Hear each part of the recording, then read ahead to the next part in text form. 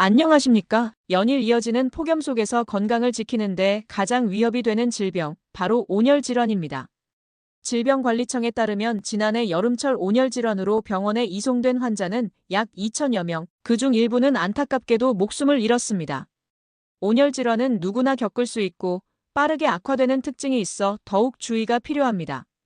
오늘은 온열 질환의 정의와 증상, 예방 수칙은 물론 실제 사례와 전문가 조언, 그리고 긴급 상황에서 꼭 기억해야 할 응급 조치까지 상세히 전해드리겠습니다. 온열 질환이란 무엇인가? 온열 질환은 이름 그대로 더위로 인해 발생하는 질병을 의미합니다. 특히 고온 다습한 환경에 장시간 노출될 경우 체온 조절 기능이 망가지며 우리 몸에 심각한 영향을 미치게 됩니다. 건강한 사람도 장시간 폭염에 노출되면 땀으로 수분이 과도하게 빠져나가고 전해질이 손실되면서 탈수 증세가 오고 이후 다양한 온열 질환 증상으로 이어집니다. 질환의 종류는 다양합니다. 열사병, 열탈진, 열경련, 열실신, 열발진까지. 증상과 중증도는 다르지만 모두 적절한 대응이 없으면 생명을 위협할 수 있는 질환들입니다. 다음은 증상별로 온열 질환 종류에 대해 알아보겠습니다. 온열 질환을 빠르게 인식하려면 증상의 차이점을 아는 것이 중요합니다. 종류별 증상을 하나씩 살펴보겠습니다. 열사병이 있습니다. 가장 심각한 형태입니다. 체온이 40도 이상으로 올라가고 땀이 멈추거나 나지 않으며 혼수 상태에 이를 수 있습니다. 열사병은 뇌 기능에 영향을 줄 수 있으며 사망률도 높은 응급질환입니다. 열탈진이 있습니다. 심한 피로감, 두통, 어지럼증, 구토가 나타납니다. 땀이 많이 나고 몸이 축 처지며 탈수 증세가 뚜렷하게 보입니다. 열경련이 있습니다. 운동 중이나 직후 발생하며 근육이 갑자기 수축하면서 통증을 유발합니다. 주로 팔, 다리 복부에 나타나며 전해질 부족이 원인입니다. 열실신이 있습니다. 혈압이 갑자기 떨어지면서 잠시 기절하거나 중심을 잃고 쓰러집니다. 일시적이지만 낙상사고로 이어질 수 있으니 주의가 필요합니다. 열발진 땀띠이 있습니다. 피부에 붉은 반점이나 좁쌀 모양의 뾰루지가 생기며 가려움을 동반합니다. 주로 목, 가슴, 팔 등에 발생하며 장시간 더운 환경에 있을 때 생깁니다. 다음은 실제 발생 사례를 중심으로 온열 질환의 위험성을 더 깊이 들여다보겠습니다. 지난 7월 경기 김포시에서 50대 건설 현장 근로자가 작업 도중 갑작스런 두통과 구토를 호소한 뒤 쓰러졌습니다. 병원 이송 결과 열사병으로 판단됐고 체온은 41.2도에 달했습니다. 빠른 응급조치 덕분에 생명은 구했지만 이후에도 수일간 집중 치료를 받아야 했습니다.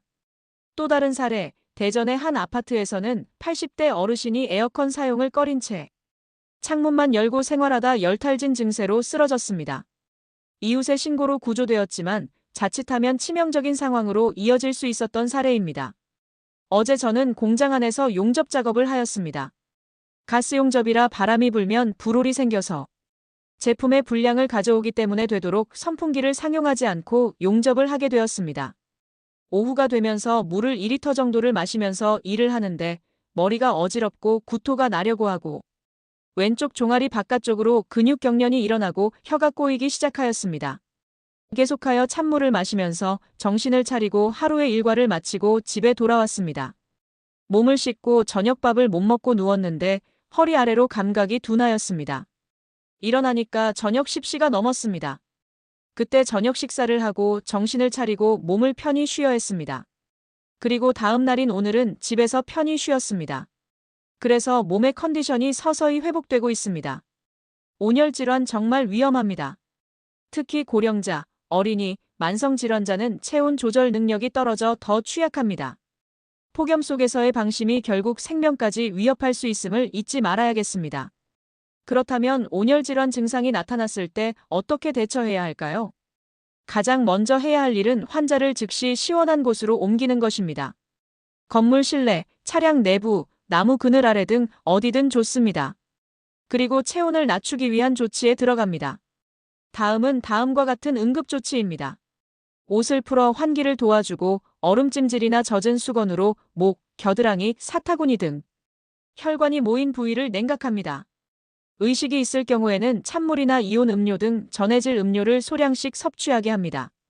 의식이 없다면 절대로 물을 억지로 마시게 하지 말고 즉시 119에 신고해 병원으로 이송해야 합니다. 전문가들은 골든타임인 15분 안에 체온을 38도 이하로 낮추는 것이 생명에 매우 중요하다고 강조합니다. 그래서 온열 질환은 예방이 가장 중요합니다. 조금만 신경 쓰면 대부분의 경우 예방이 가능하다는 점에서 아래 수칙은 꼭 기억해 두셔야겠습니다. 물을 자주 마시세요. 특히 노약자나 어린이는 갈증을 느끼기 전에 조금씩 자주 마시는 습관을 들이는 것이 좋습니다. 더운 시간대에는 외출을 삼가세요. 오전 11시부터 오후 4시까지는 폭염 위험이 가장 높은 시간입니다. 야외 활동이나 운동은 해 뜨기 전이나 해진 뒤로 미루는 것이 안전합니다. 헐렁하고 밝은 색의 통풍이 잘 되는 옷을 입으세요. 실내 온도는 2628도 사이로 유지하고 환기도 주기적으로 하세요. 에어컨이나 선풍기 사용이 어려운 경우 공공시설을 적극 활용하세요. 지역마다 마련된 폭염 쉼터를 확인해 보는 것도 좋습니다. 노약자, 어린이, 환자 등 폭염 취약계층은 따로 챙기고 확인하세요. 스스로 증상을 알리지 못할 수 있으므로 주변의 관심이 생명을 지킬 수 있습니다. 야외 근로자는 일시간마다 1015분 이상 휴식을 취하고 수분과 염분을 반드시 보충해야 합니다. 고용주는 작업자 보호를 위한 조치, 예를 들어 이동식 그늘막, 냉수 제공 등을 법적으로 이행해야 합니다. 다음은 응급 상황에서 가장 중요한 것은 당황하지 않고 침착하게 대처하는 것입니다. 오늘의 내용을 정리하면서 이것만은 꼭 기억하세요. 전문가들은 다음의 5가지를 반드시 기억하라고 말합니다.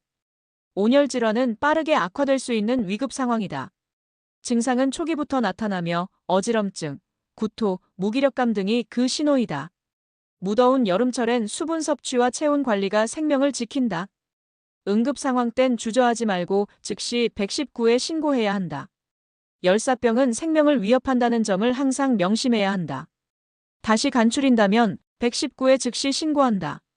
환자를 시원한 장소로 옮긴다. 체온을 빠르게 낮춘다.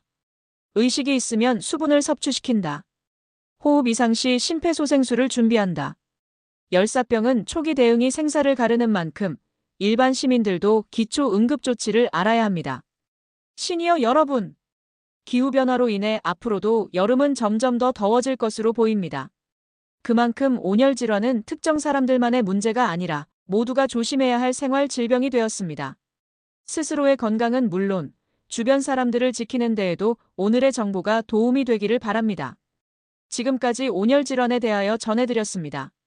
시청해주셔서 감사합니다. 오늘의 정보가 도움이 되셨다면 좋아요와 구독을 눌러주세요. 여러분의 사랑이 영상 제작에 큰 힘이 됩니다. 다음 영상에서 뵙겠습니다. 감사합니다.